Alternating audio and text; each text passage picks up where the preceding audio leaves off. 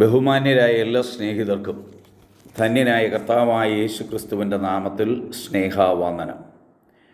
2012 ബുർസാലയിൽ നടന്ന 3000 metre cross country റേസിനിടെ സ്പാനിഷ് അത്ലറ്റ് ഇവാൻ ഫെർണാണ്ടസ് തൻ്റെ എതിരാളിയായ കെനിയൻ അത്ലറ്റ് ആബേൽ മുത്തായിയെ ഫിനിഷിംഗ് ലൈനിലേക്ക് തള്ളിവിടുന്നതിൻ്റെ വീഡിയോ വളരെ വേഗം വൈറലായി. ആബേൽ മുത്തായി സമർത്ഥനായ ഓട്ടക്കാരനായിരുന്നു. ലണ്ടനിൽ നടന്ന ഒളിമ്പിക്സിൽ 3000 മീറ്റർ ഓട്ട മത്സരത്തിൽ വെങ്കല മെഡൽ ജേതാവാണ്. അന്ന് കളിക്കളത്തിലുള്ളതിൽ മറ്റാരും അദ്ദേഹത്തിനൊപ്പം എത്തുകയില്ല, മുൻ പരിചയങ്ങൾ വച്ച്. അത് യാഥാർത്ഥ്യവുമാണ്. എന്നാൽ ഈ മത്സരത്തിനിടെ ആബേൽ മുത്തായി 1-ാം സ്ഥാനത്തും ഇവാൻ ഫെർണാണ്ടസ് 2-ാം സ്ഥാനത്തും ഓടിക്കൊണ്ടിരിക്കുമ്പോൾ അവസാന റൗണ്ടിൽ താൻ ഫിനിഷിംഗ് റൗണ്ടിലെത്തി എന്ന് തെറ്റിദ്ധരിച്ച് ആബേൽ വേഗത കുറച്ച് ഓട്ടം നിർത്തി. ഇത് കണ്ട ഇവാൻ ഫെർണാണ്ടസ് മുന്നോട്ടോടുക എന്ന് ഉറക്കെ വിളിച്ചു പറഞ്ഞു. കെനിയക്കാരനായ ആബേലിന് സ്പാനിഷ് ഭാഷ അറിയാത്തതുകൊണ്ട് ഇവാൻ വിളിച്ചു പറഞ്ഞത് മനസ്സിലായില്ല. ഇത് തിരിച്ചറിഞ്ഞ ഇവാൻ ഫെർണാണ്ടസ് തൻ്റെ എതിരാളിയായ ആബേലിനെ ഫിനിഷിംഗ് ലൈനിലേക്ക് തള്ളിവിടുകയായിരുന്നു. ഇത് കണ്ടുകൊണ്ടിരുന്ന മാധ്യമപ്രവർത്തകർ മത്സരം കഴിഞ്ഞപ്പോൾ ഇവാൻ ഫെർണാണ്ടസിൻ്റെ അടുക്കൽ ഓടിയെത്തി. അദ്ദേഹത്തോട് ചോദിച്ചു, താങ്കൾക്ക് ഒന്നാമനാകാൻ ലഭിച്ച അവസരം മനഃപൂർവ്വം ഒഴിവാക്കണമായിരുന്നോ? 24-കാരനായ ഇവാൻ ഫെർണാണ്ടസിൻ്റെ മറുപടി ഇങ്ങനെയായിരുന്നു: ഞാൻ ചെയ്യേണ്ടതാണ് ചെയ്തത്. ഈ വിജയം ഞാൻ അർഹിക്കുന്നില്ല.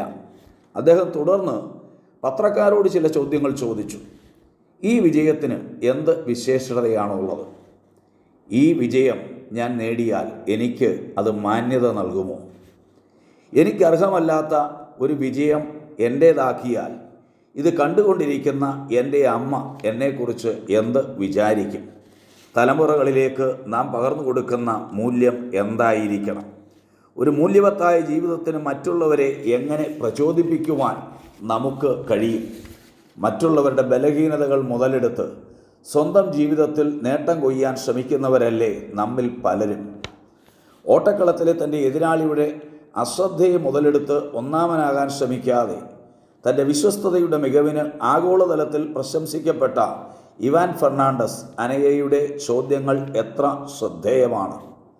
പലരെയും ചവിട്ടിത്താഴ്ത്തി, വ്യക്തിഹത്യ ചെയ്ത് അനർഹമായി സമ്പാദിച്ച പണം മുടക്കി അനുചരന്മാരെയും അവരുടെ കായിക ബലവും കാട്ടി ചില നിഷ്കളങ്കരെ മസ്തിഷ്ക പ്രക്ഷാളനം ചെയ്ത് അധികാര കസേരകളിൽ കയറിയിരുന്നും കയറാൻ ശ്രമിച്ചും സമൂഹത്തിൽ എന്തോ ആണെന്ന് സ്വയം ചിന്തിച്ചും മറ്റുള്ളവരെ അങ്ങനെ ചിന്തിക്കാൻ പ്രേരിപ്പിച്ചും കഴിയുന്ന എത്രയോ പേരോടുള്ള ചോദ്യങ്ങളാണ് അന്ന് ഇവാൻ ഫെർണാണ്ടസ് കളിക്കളത്തിൽ വെച്ച് പത്രക്കാരോട് തിരിച്ച് ചോദിച്ചത്.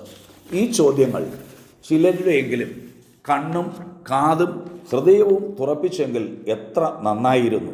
ദാവീദിനെ കൊല്ലുവാൻ 3000 പേരെ കൂട്ടിക്കൊണ്ട് ദാവീദിനെ അന്വേഷിച്ച് നടന്ന ശൗലിനെ മുഖാമുഖം കണ്ടപ്പോൾ ദാവീദ് ശൗലിനോട് പറഞ്ഞ വാചകം ശ്രദ്ധിക്കുക: യഹോവ ഇന്ന് ഗുഹയിൽ വെച്ച് നിന്നെ എൻ്റെ കയ്യിൽ ഏൽപ്പിച്ചിരുന്നു എന്ന് നിൻ്റെ കണ്ണാലെ കാണുന്നുവല്ലോ. നിന്നെ കൊല്ലുവാൻ ചിലർ പറഞ്ഞെങ്കിലും ഞാൻ ചെയ്തില്ല. അതെ, അർഹമല്ലാത്ത ഒരു നേട്ടം എനിക്ക് വേണ്ട. ദാവീദ് യഹോവയുടെ അഭിഷേകതൈലം വീണ അഭിഷിക്തനാണ്, രാജസ്ഥാനത്തേക്ക് ദൈവത്താൽ നിയോഗിതനാണ്. എന്നിട്ട് പോലും ദൈവം ആ സ്ഥാനത്ത് കൊണ്ടിരുത്താത്ത ഒരു സമയത്ത് തനിക്കത് വേണ്ടെന്ന് കരുതി തന്നെ കൊല്ലാൻ നടന്ന തൻ്റെ ശത്രുവായ ശൗലിനെ കൊല്ലാതെ അവനിൽ നിന്ന് മാറിപ്പോയെങ്കിൽ ഇത് നമുക്ക് നൽകുന്ന പാഠം എത്രയോ വലുതാണ്. സ്നേഹിതരെ, നാം അല്ല, നമ്മുടെ ദൈവം, നമ്മെ വീണ്ടെടുത്ത് നമ്മുടെ കർത്താവായ യേശു ക്രിസ്തു നമ്മുടെ ജീവിതത്തിൽ താൻ ആഗ്രഹിക്കുന്ന ലക്ഷ്യത്തിലേക്ക് നമ്മെ നയിക്കട്ടെ. അതിനായി നന്മയും പൂർണ്ണതയും പ്രസാദവുമുള്ള ദൈവഹിതം തിരിച്ചറിഞ്ഞുകൊണ്ട് മനസ്സ് പുതുക്കി രൂപാന്തരപ്പെട്ട് ദൈവകരങ്ങളിൽ നമ്മെ പൂർണ്ണമായി ഏൽപ്പിച്ചു കൊടുക്കാം. ഈ വചനങ്ങളാൽ ദൈവം നമ്മെ അനുഗ്രഹിക്കട്ടെ. Thank you. God bless you.